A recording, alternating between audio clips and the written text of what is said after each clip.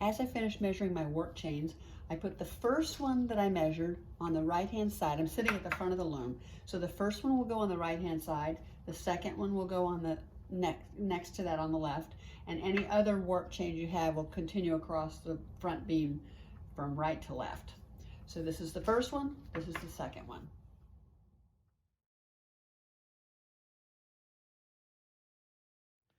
The setup for warping from back to front, the way I do it, is to have two sets of cords that go from the back beam to the front beam. They're tied at the front beam. They're tied loosely enough that I can put the raddle in the cords. I put a little twist in the cords. Here, I'll show you.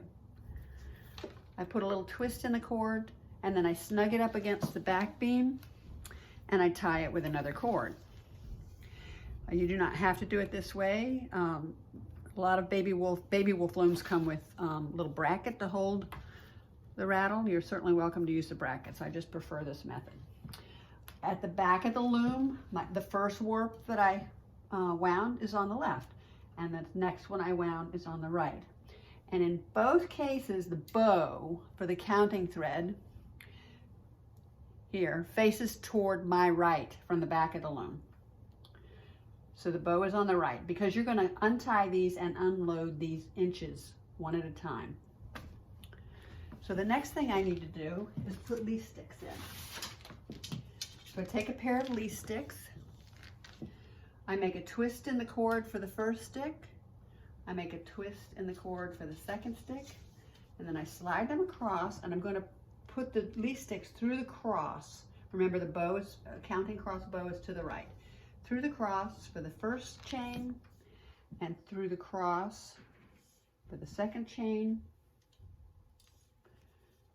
And then I'm going to put a twist in the cord for the first stick and a twist in the cord for the second stick. And then once I've checked to make sure that the cross is clean and I haven't caught any threads, I will tie these two leaf sticks together so they don't get displaced.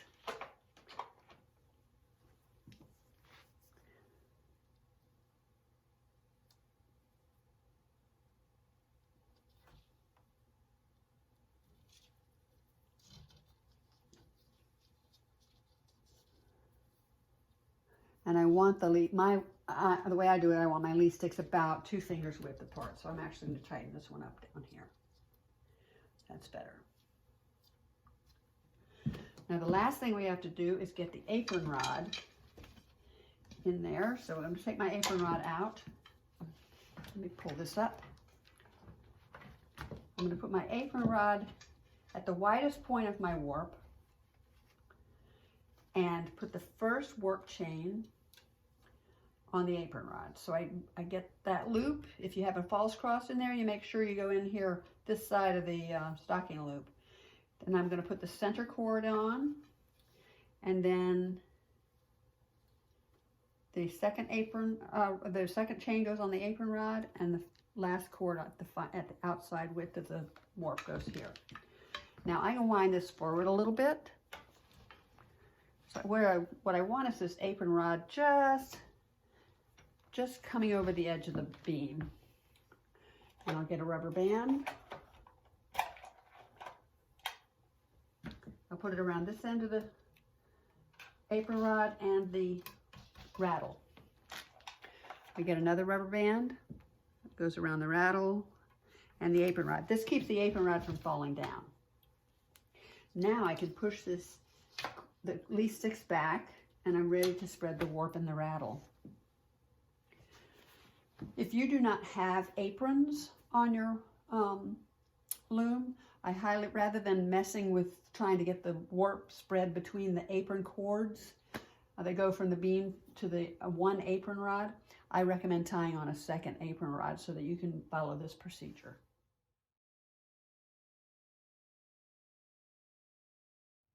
Now I'm ready to spread the warp and the raddle. So the first thing I'm going to do is take out all these ties. I do not take out the first choke tie. I do not take out the counting thread, but I do take out all of the ties that mark the cross. So the first one is out. Here's another one that has to come out. I leave this counting thread in, and I can go behind the sticks and pull out the other 2 cross ties.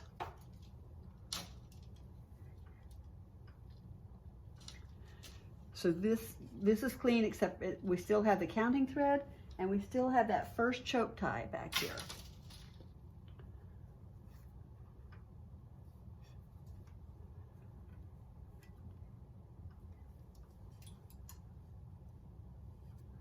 I'm just throwing my ties on the floor.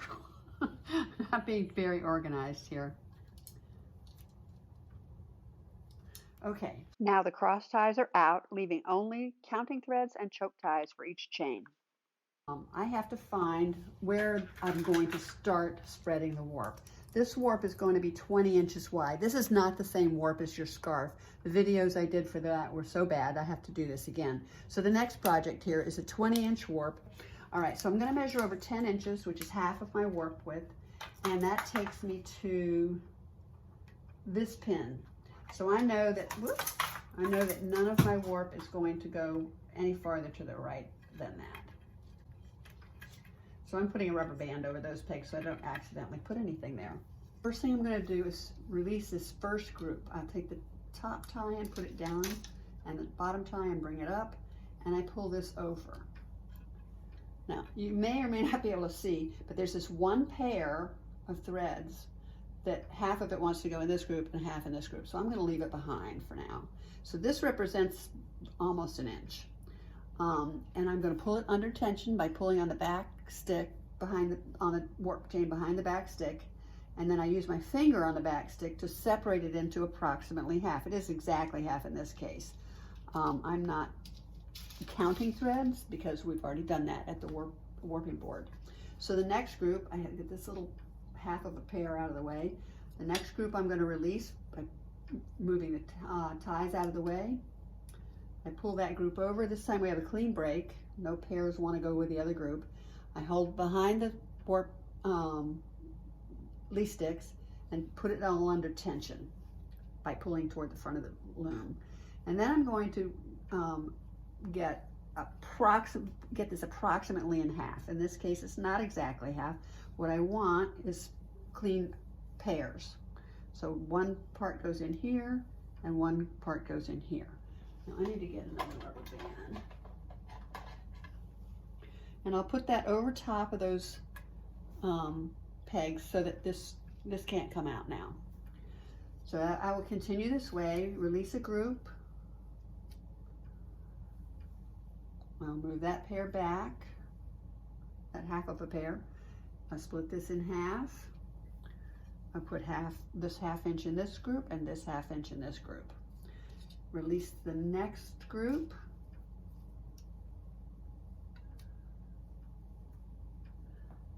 Put this under tension.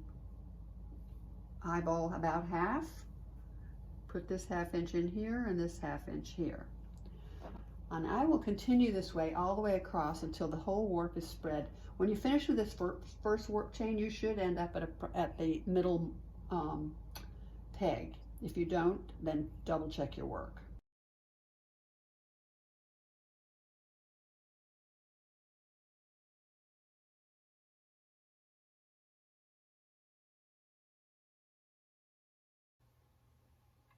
I put a rubber band over the last of that warp chain, and that first warp chain has been spread in the raddle. Now I go on to the second one.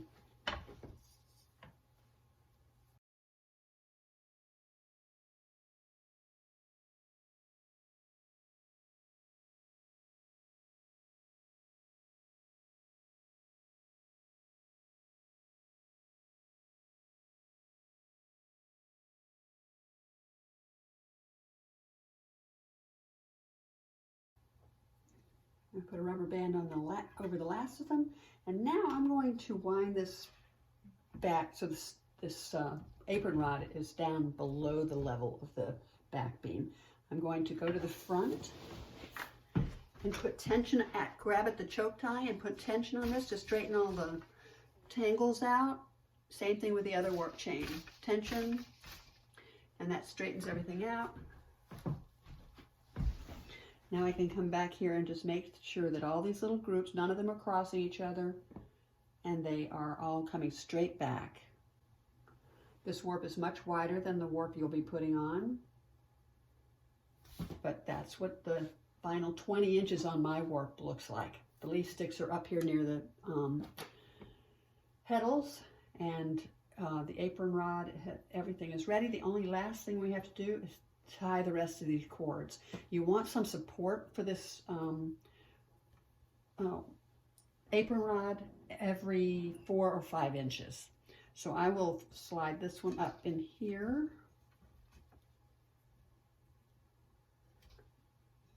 And tie my cords are, I use Texolid, so I poke one end through the other and then put the pin in the appropriate place. You may just be using twine. It really doesn't matter. You just need to make sure that these are all tied securely. On your warp's only 10 inches wide, so you'll only really need the outer 2 and the one in the middle.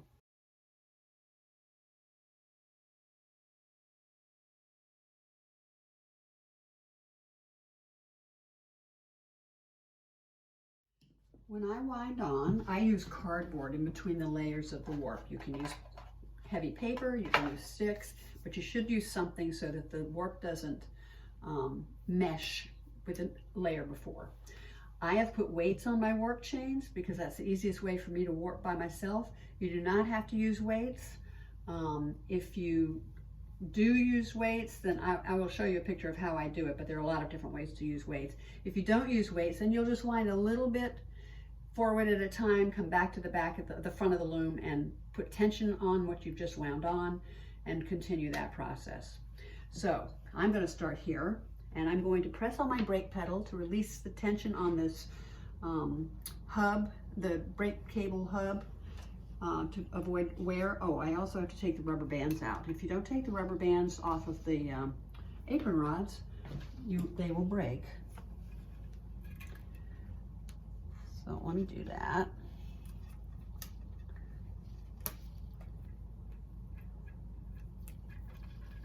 All right.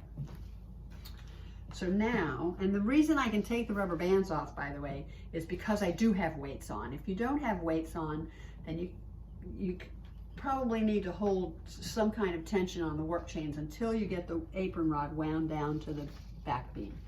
So I'm stepping on my brake pedal, and I'm winding on. As I wind on, I'm watching the cross here to make sure nothing is getting tangled or caught on itself. When the apron rod reaches the back beam, I'm going to put in my first piece of cardboard. My cardboard is cut into 1-yard pieces because that makes it a little easier to keep from getting it cockeyed in there. So it's easier to put on straight. If you have paper, I would cut it into 1-yard pieces as well. So I can wind this forward until my weights reach the front beam. So now I'm going to go to the front beam and lower my weights. As I lower the weight, I take the weight off. I give the warp chain a good jerk to make sure the tension is even and there's nothing loose, no loosey-gooseys happening. I put the weight back on. By the way, I take the choke ties out before they reach the front beam. I don't want choke ties between the front beam and the heddles. Okay, so I'm ready to wind on the next section. Brake pedal, wind on. Tencel goes on very easily. You're not likely to have tangles, but you do need to watch here just to be sure. Now I've got to move my weights again. All right. When I want to lower my weight, I take the weight out. This is the weight I'm using. 2.5-pound barbell weight and an S-hook. There are lots of different ways to do this. You can use a milk carton filled with 1 pound or 2 pounds of sand. I'm grabbing the warp chain at the next choke tie, pulling out that slip knot I had in there, giving this a good jerk to make sure everything is even and there's no loose threads happening. I take out this tie. I'm going to put another slip knot in the warp chain by putting my hand on here, doing a twist, and then pulling the warp chain through. And then I put the weight and the S-hook back on.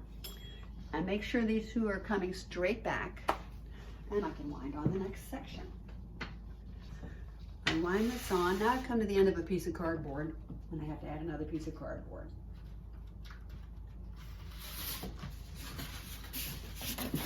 Put this on here like so. Hold on to it until I get it caught. There, now brake pedals off. And I'm winding forward. Now I have to go change the weights again. Keep moving the lead sticks back to the castle so they're not in the way. If they do travel like that, it's okay if they travel, but if they travel like that, you especially need to make sure that there's nothing tangled in the cross, because if there's a knot there, it will drag the lead sticks forward. In this case, friction was just dragging them forward. It's time for another piece of cardboard.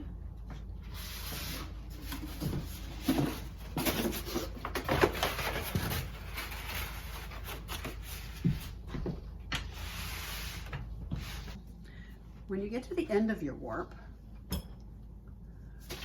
you can actually put the weights in the loop that's formed on the warping board. My weight's in there.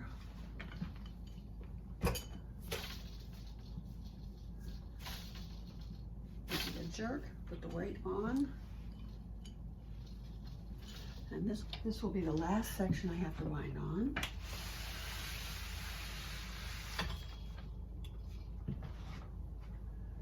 I can take the weights off now.